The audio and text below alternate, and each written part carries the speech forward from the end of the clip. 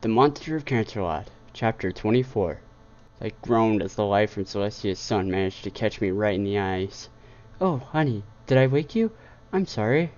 "No, it's fine. Besides, I got a big day today. Might as well get started." I rubbed my eyes and stood from the bed.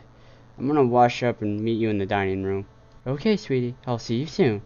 I returned to my room and took care of my morning routine. I showered and shaved before I dressed. After that, I quickly packed a small bag just in case. We're going to be in Ponyville today, but if things went according to plan, we would be returning before tonight. "You're up early? Excited about seeing your friends again?" "Morning, Bunny. I guess I'd be lying if I said no. But the real reason I'm up so early is because Mom doesn't close the blinds when she raises the sun." "Well, at least you don't have to wake up as early as I do. I don't work you that hard, do I?" Bunny giggled. "No, you don't. I just take my duties seriously, and one of those duties is to be here before you wake up. That just means I have to wake up before dawn in order to be here on time." "Good, I'm glad." I headed for the door. "Now, after breakfast, we'll be heading for Ponyville, so if you want to change out of your uniform, that'd be fine." "Alright, but there is something I should probably warn you about." "Oh, and what's that?" I didn't even get a chance to finish my question. A small fluffy pony barreled into my stomach and latched onto me with all her tiny might. "Chris, I missed you so much." "I missed you too, Fluffy Butt." I hugged her close. "Now come on, breakfast is waiting." We walked through the halls towards the dining room. Cotton was riding on my shoulder. Guards, maids, and servants waved hello and welcomed me home. It was good to be home, and I was feeling good. Even seeing Blue Blood didn't bring me down. "So the creature has returned," Blue Blood said with a sneer. "Shame. The palace was smelling much better without the stench of primate in the air." "Good morning, cousin. How are you today?" I smiled as I walked right past him. I am, well?" The look on his face was priceless. "Glad to hear it." I sat down in my normal spot next to Celestia, with Cotton sitting on my lap. "Good morning, Aunt Luna. Mom." They both nodded and greeted. "Psst! Chris!" Cotton tried to get my attention. I looked down at her just so she had it. "Why were you so nice to Blue Butt? He was being a jerk to you." "Well, Fluffy, first, Mom had asked me to try to get along, so I am. Second, I'm in too good of a mood right now to let petty insults bring me down. And third, it didn't really bother me." "Or perhaps the monkey has simply learned his place," Blue Blood called out. "Maybe. Or maybe I'm just tuning out garbage I don't want to hear," I retorted. Blue Blood quietly fumed over being both bested and being unable to upset me. The rest of us, on the other hoof, enjoyed our breakfast in peace. After breakfast, I, along with a few guards, went down to Auburn's small home to retrieve him. Bunny and Cotton had already boarded the airship we were going to take to Ponyville. There was no need to expose him to any unseen danger. From what I could see, it didn't look like he had lied to us. "Your Highness!" I looked up and spied one of Luna's night guards floating down to greet me. "Report," I commanded. "We watched Auburn's skies enter the building, but he did not exit all night." "Alright, good work. You and your partner can take off and get them well undressed." "Yes, Your Highness. Thank you." They both flew off back toward the palace. Once the two night guards were out of sight, I went inside the building. It was the purest example of a tenement building, according to the definition I had been given at least. Fixtures were broken and tiles were missing from the floor. The smell itself was unique. If he was lying, he was going very far out of his way to over just a few apples. Finally, I reached Auburn's door. "Sergeant, please hold back. I doubt I will be in any real danger. I don't want to give any pony any reason to panic." "Understood, Prince." I knocked on the door. It was opened by an Earthmare, who screamed, slammed the door, and then opened it again. Slower this time. Forgive me, Your Majesty. I wasn't expecting company." "That's quite alright, ma'am. Think nothing of it. I was actually looking for one Auburn Skies. Is he here?" "My husband? Yes, he's here. Why, may I ask, are you looking for him?" He must not have told her what happened. "Well, he came to me yesterday and asked for some help in procuring a new job. I'm here to escort him to his new employer in Ponyville myself." "Wait, Ponyville? Why is he going to Ponyville? What about us? What about his family?" Whoa! He's not running away, merely being gainfully employed." "Auburn, come over here!" I was starting to feel very sorry for him all over again. "What is it, Oh. Oh, Is that all you have to say for yourself? You're going off to Ponyville on your own and leaving me and your daughter behind, and all you can say is, oh? Miss, I think there has been some confusion here. He isn't leaving you behind because you're coming along. I've arranged for lodgings and will help enroll your daughter in the local school. Right now, however, I have come together Auburn so the final arrangements can be made and he can begin his new job right away. Oh, I see. All right then. Auburn kissed his wife and said his goodbyes and followed me out of the building. I wanted to thank you for not telling her about yesterday. I really appreciate it. I'm only here to make sure you repay your debt to society, not ruin your marriage. Besides, it's only a little extra paperwork. Now march. We have an airship to catch. Less than an hour later, we had landed outside the Golden Oats Library and disembarked. The guards took their places around the library while the rest of us entered. I still don't see why you had to tag along, Mom. What? Celestia showed some mock hurt. I can't spend some time with my son? She giggled as I rolled my eyes. Besides, I had planned to come in on Ponyville today anyway. Why? I deadpanned. To see what was keeping you here, of course. Chris, be nice to your mother. Twy, she doesn't need your help. Look, you ladies just wait here. I'll take Auburn by his temporary home and then to Sweet Apple Acres. Applejack has already been briefed on the situation. Fine, just hurry back.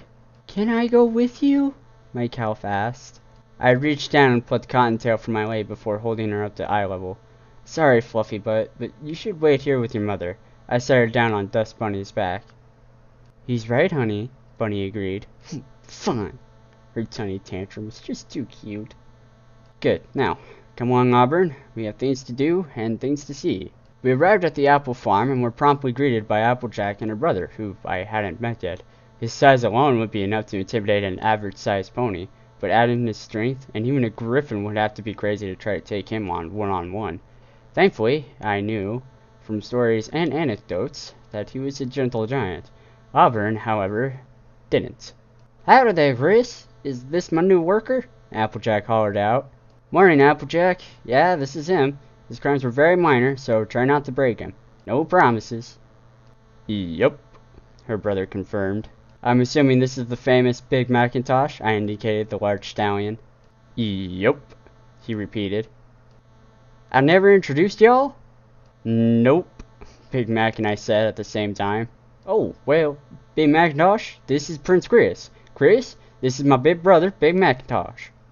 I reached out a hand and he placed his hoof in it. We shook. Pleased to meet you, Big Mac. Your Highness, he nodded. I decided to correct him on that later, you know, when a convicted criminal wasn't right there. And this is your new worker, Auburn Skies. He nodded when they looked at him. Auburn, these two ponies will be your new bosses. You will do as they say, when they say. In turn, you and your family will be given a place to live and a fair wage. Again, I saw the look of hope in his eyes, and it made me happy. Unfortunately, he wasn't there for the fun of it. You were assigned here because the apples could always use a helping hoof right before winter, especially when the fall estrus hits and puts Applejack out of commission for a few days. You will be reporting to the local guard on a regular basis for the next 30 days, and just in case you're thinking about running away or doing anything untoward to these ponies, Applejack, a demonstration, if you please. Sure thing. Applejack trotted over to a nearby apple tree and, with a swift buck from just one leg, dropped every apple on it. And take it from me, she was holding back. Also, her 5 closest friends are about the most amazing and terrifying ponies I've ever met, and they don't take kindly to any pony doing anything to hurt their friends. Auburn nodded, showing that he understood. I crouched down next to him, wrapped an arm around his shoulders. One more thing. I pointed toward the nearby woods and tracked them around the farm. That is the Everfree Forest. Then I pointed to the far end of the farm. And that is the Whitetail Wood. Applejack and her friends know both like the back of their hooves. So, my advice to you is this. Do the work, earn the pay, and make something of yourself. I can't say the apples will need you after winter starts, but a reference from the one and only element of honesty sure won't hurt your chances of getting work. You got me? Yes, Your Highness. I won't run. I won't let you down. Good. I'm sorry to come across so harsh, but this is for your own good. Yes, Your Highness. I know that, and I thank you for this opportunity. I stepped back up. You're welcome. Now, Believe these ponies have some chores for you to get started on? Yep, the siblings echoed. Thought so. Take care now. And I left for town. Told me Celestia hadn't emptied out Sugar Cube Corner. It had only been one night, but all the ponies in town were waving at me like they were genuinely happy to see me again. This really was a very friendly town. They were even so kind as to let me know Celestia had returned to the library without my having to ask. I approached the library after making a quick stop at the schoolhouse to enroll a new student, just in time to see the door opening with Celestia on the other side. I was about to say something when I was nearly knocked over by a pony who had hugged me from behind. "Hey there, Chris." I recognized the voice as Rose's. "You know, I've been craving another massage since that night." Her slightly sensual tone was very inviting. Sadly, I wasn't the only one who heard it. "I was unaware you were in the habit of giving out massages to ponies outside the family." "Hey, Mom." I swear I could feel Rose going cold behind me. "And just who are you hiding, honey?" I felt Rose's grip tightening around me. "This lovely mare is Roseluck." I pointed over my shoulder with a single raised thumb. "She runs a nearby flower shop with her friends Lily Valley and Daisy. We've also been kinda dating." "I see. Let's discuss this further inside," Celestia commanded before she turned and headed back inside. I dropped my chin to my chest and followed her inside, dragging Rose behind me. She had yet to loosen her grip. As soon as the door closed, I was subjected to a series of happy squeals. "Oh, my little boy has found himself a mare!" She then scooped up the nearest pony and hugged them in excitement. Dust Bunny was not amused, but didn't argue or struggle. It would have been pointless. "So, you're not mad, Princess?" Rose asked while still using me as a shield.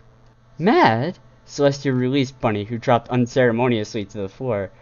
"Why would I be mad about my son meeting his special sun pony?" Rose finally dared to peek around me. "Forgive me, Your Highness, but I was scared you would be angry with me or that you might think I was trying to steal him away from you." "Are you trying to steal him away from me?" Celestia was looming over Rose and I. I knew she wasn't being serious, though. "No, Princess. Never." "Then there's nothing to worry about. If you're not trying to take Chris, then I won't have to banish you." She laughed. No pony else joined her. "What? I was joking. I swear." "Well, now that that awkwardness is out of the way," I glared at Celestia, who simply shrugged. "We can move on to introductions. Rose, you already know Twilight and Spike. This is Dust Bunny, my personal maid and good friend." "Greetings. It's a pleasure to meet you."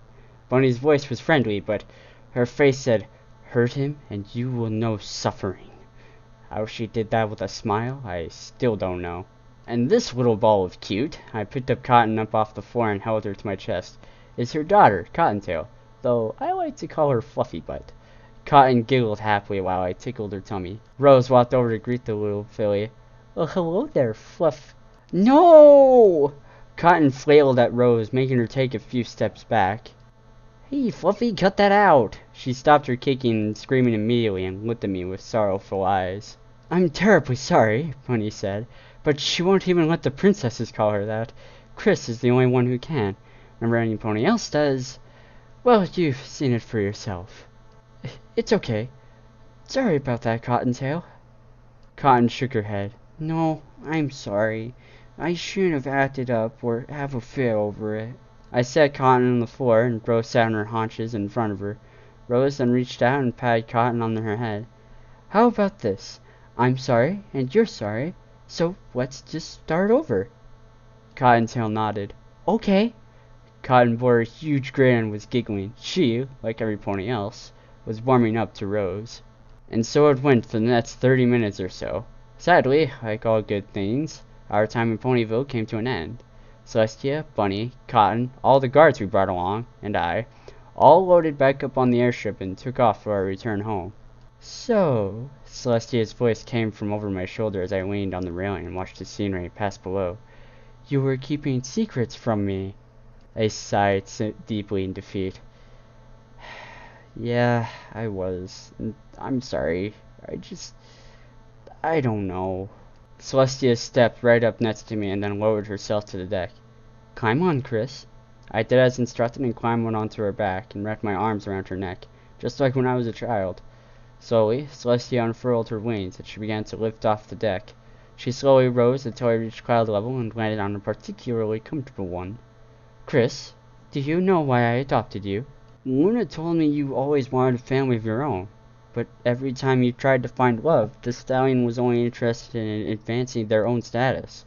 So when I was in need of a mother as much as I was, you saw an opportunity for both of us to get what we needed.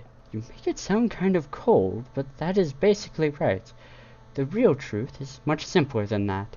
She turned her head so we could look into each other's eyes. I adopted you because I loved you.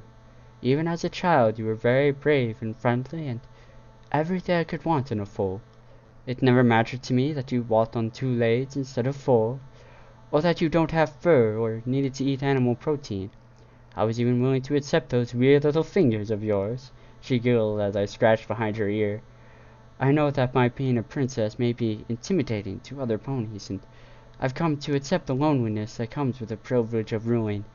But as long as I have you, and of course Luna, Twilight, and Cadence, that loneliness doesn't show its ugly head.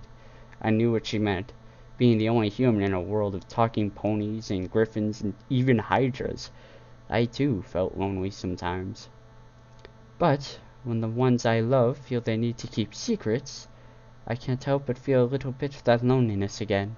My first instinct was that she was simply overreacting, but then I remembered the kind of trial she's had to go through in her long life.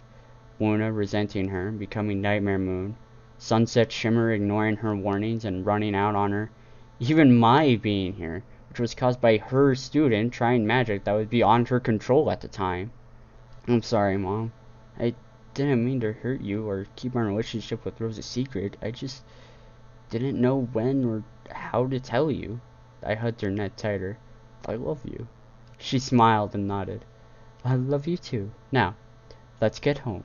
And that's how my girlfriend met my mother.